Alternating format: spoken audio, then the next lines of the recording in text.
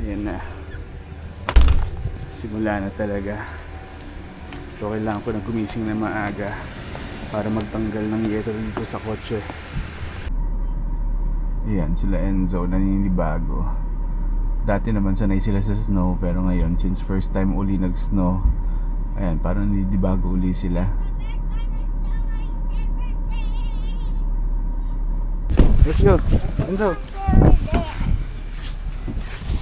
Let's go inside. Let's go inside. Oh, where? Sit down. This is the best kind of show I ever seen. Enjoy school. Come on, baby. I'm gonna have so much fun.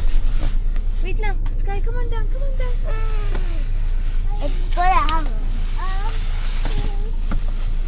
So nandito lang ako sa trabaho. First day pa lang ng ganitong klaseng snow dito sa Ontario. Pero kanina nga, 1 block away pa lang doon sa bahay namin, may nagbanggaan na kasi meron tong 3-way stop. And then yung nasa harap nga, no, huminto siya dahil stop sign nga siya. Pero yung sa likod niya, so hindi ko alam kung dumulas ba or human error. Kasi nung nakita ko rin, medyo may edad na rin yung nagmamaneho. And everyday nga kasi dumadaan sa highway, no, it's either 401 or 403.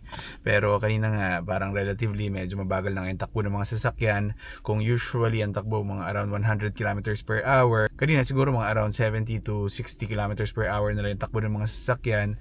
Kaya yun nga, kailangan ko na siguro umalis na mas maaga dun sa bahay kapag may pasok ako. Kasi syempre ayoko naman malate. Of all the days na mag-snow naman ng ganito, no, ngayon pa. Kasi nakaschedule nga ako mamayang lunch. Magpapa-blood work nga ako. So sana maya-maya huminto na rin to para mamaya mas mabilis ako makakapunta doon sa pupuntahan ko. Kasi 1 hour lang yung lunch break ko. And based nga doon sa experience ni Jamie last Saturday, sobrang haba nga ng pila. So hopefully mamaya hindi naman ganun kahaba yung pila, no, para matapos ako kaagad. Yun. So ang gloomy na naman today, and nandito na nga ako sa Life Labs. Parang 5 minutes drive lang siya dun sa pinagtatrabuhan ko.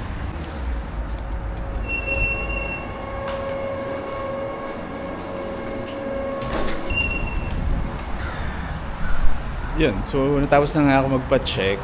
Siguro inabot lang ako ng mga around 30 minutes. Pero hindi lang pala blood extraction ginawa sa akin. Meron pa palang urinalysis, tsaka nagpa-ECG din. Pero hindi ko alam bakit pinagawa sa akin yun. Siguro dahil na rin sa edad. Pero yun nga, tapos na. And then pabalik na ako sa trabaho.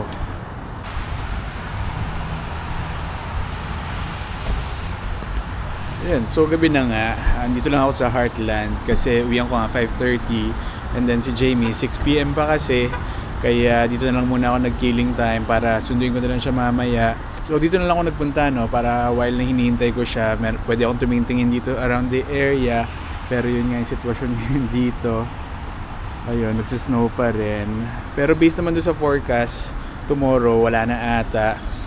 Sana nga bukas hindi na nga ganito, no, kasi bukas malayo pa yung biyahe ko. Kasi sa may Vaughan ako papasok tomorrow. Yun, kakagaling ko lang sa Under Armour. Pero wala naman talaga akong bibilin. Gusto ko lang talaga tumingin-tingin. Pero yan, papalakas na naman. So ngayon, pupunta ako doon sa JD Sport. Dahil gusto ko nga rin tumingin ng rubber shoes para kay Sky. Kasi yung pinaka-last na binili ko nga sa kanya, no, parang ilang months pa lang sa kanya, halos pudpud na nga rin yung suelas. Kasi hindi ko nga alam kay Sky kung paano niya gamitin yung rubber shoes niya. Pero mamaya, sige, pakita ko sa inyo kung gano'n nakakapudpud yung rubber shoes niya. Yun, ang hirap lang bilang kasi ni Sky dahil sa age niya, yung mga sizes, ganito lang yung mga soft rubber. Yun, ako na lang ata gumagala ng ganitong panahon. Ayan. Nag-snow pa rin. Pero kaya nga rin kasi ako nag-iikot-ikot dito dahil kahit na hanggang 6 lang si Jamie, hindi siya usually natatapos on time. Yun, so tumawag ni si Jamie. Sunduin ko na siya. Pero matatest nga talaga yung gulong ko dito dahil ayan na, puro snow na yung kalye. And for some reason, parang wala pa masyadong salt yung kalye. Hindi ko alam kung bukas pa ba. Pero so far naman ako, hindi naman ako dumudulas. Pero yun nga, nabanggit ko nga kanina, kaninang umaga, yun nga, parang may nagbanggaan na dun sa malapit sa bahay namin.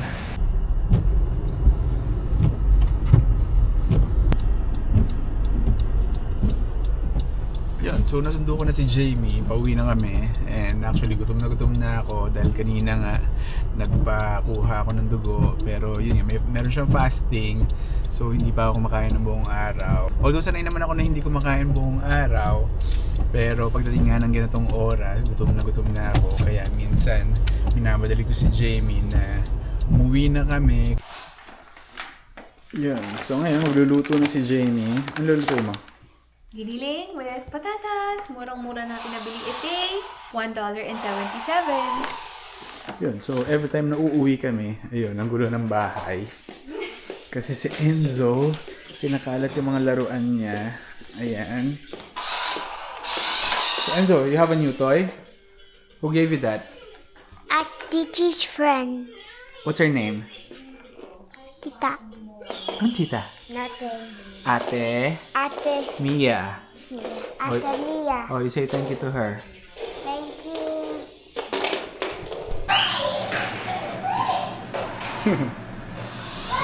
Ito, sige, pakita ko nga sa inyo yung rubber shoes ni Sky. Kung gaano na siya kapudpod. Yan, ito yung rubber shoes niya. Yan. Parang ilang buwan pa lang to. Parang 3 months pa lang ata. Pero ganyan na. Lumalabas na yung color white dito sa may swelas. Sky! Sky! What did you do with your rubber shoes? Why is it like this already? Look, oh. Because I really, because someone take that out, that's why. Yan, ginawa na nilang playground tong area na to.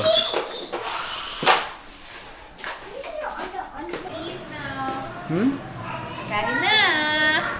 Kain na ng... Ano naman niluto mo? Basta! Halo-halo! Kaya This is nag-experiment what ka you na call naman eh. halo-halo soup. Sarap ba yan?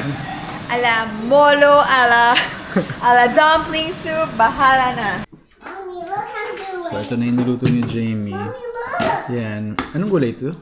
Cabbage and Cabbage. Ay, don't You baby. too. Tapos ito, Meatballs. meatballs. Yeah, yan dati. Tapos ito, meron pa eh, ito. Dumplings. Dumplings from No Frills. Ayun, so tikman natin. O, diba sabi mo kasi gusto mo ng something na sabaw. E di yan, instant sabaw. Ayun. Hindi, kaya ako naman sinabi na gusto ko ng sabaw kasi yun nga, ang lamig ng panahon ngayon. Pero hindi ko naman alam na ganito pala yung lulutuin niya. Pero sige, tikman na natin.